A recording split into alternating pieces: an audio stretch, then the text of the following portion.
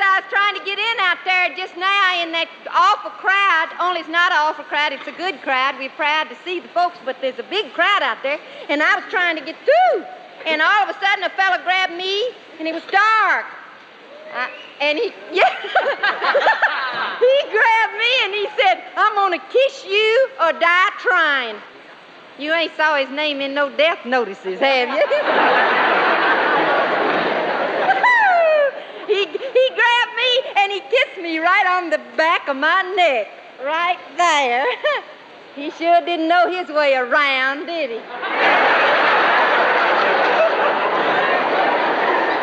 Well, so you got to be careful of these here fellers. Now, I know, you do. Well, sir, you have to be awful careful of these fellers that takes you out and buys you a big dinner. Them's the ones you got to be careful of. Ooh-wee. Uncle Nabob said it's the same with the automobile. He says a feller don't fill a car up with gas unless he expects to get someplace. But the other day, Lucifer Hucklehead was out hoeing his corn in the hot sun, and one of them Farm Bureau fellers come by. So he says to Lucifer, he says, look here, ain't you afraid that working in the hot sun without no hat will injure your brain? And Lucifer said, don't be silly, mister. If I had any brains, I wouldn't be doing this kind of work. But the rich folks up on the hill they always looking for antiques. They've looked at me several times. Just smiled. One of them laughed right out loud. So the lady of the house, she seen a grandfather clock in the store. You know, one of them great, big old tall grandfather clocks stands about 4 or 5 axe handles tall against the wall. And she said to Smead Stoker, he's working down there for Steve Jones, she said, does that clock run? He said, no, ma'am, it just sits still and wags its tail. Ain't no flies on Smead.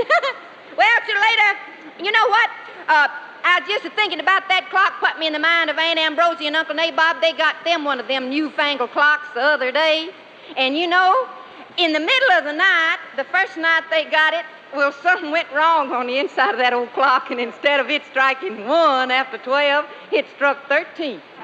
It did. Uncle Nabob says, get up, Rosie, and light the lamp. It's later than I ever knowed it to be.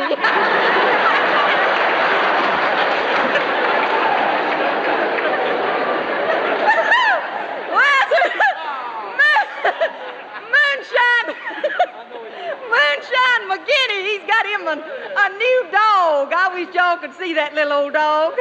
He's about a dog and a half long and a half a dog high. And he's done learned that little dog to go around and stick stoppers in the bottles. Moonshine has, in his moonshine bottles. He says he's a kind of a Cocker Spaniel. Well, so though, you know, all this talk about the campaign puts me in the mind of the time Uncle Nabob was running for constable up there at Grinder's Switch, where I come from. And him and Lem Perkins ain't never been good friends. They've been bitter enemies ever since I can remember. So Lem was going around talking about Uncle Nabob. Uncle Nabob went up to him and says, Lem, I know we ain't never been good friends. I know that. I'm telling this for the benefit of the governor of Florida. He's sitting here in front of me right here, bless his heart. He says, I know we ain't never been good friends, but says, please, vote for me. I need your vote. Lem says, I wouldn't vote for you if you was St. Peter himself. He says, listen, if I was St. Peter, you couldn't vote for me. You wouldn't be in my district. Bye.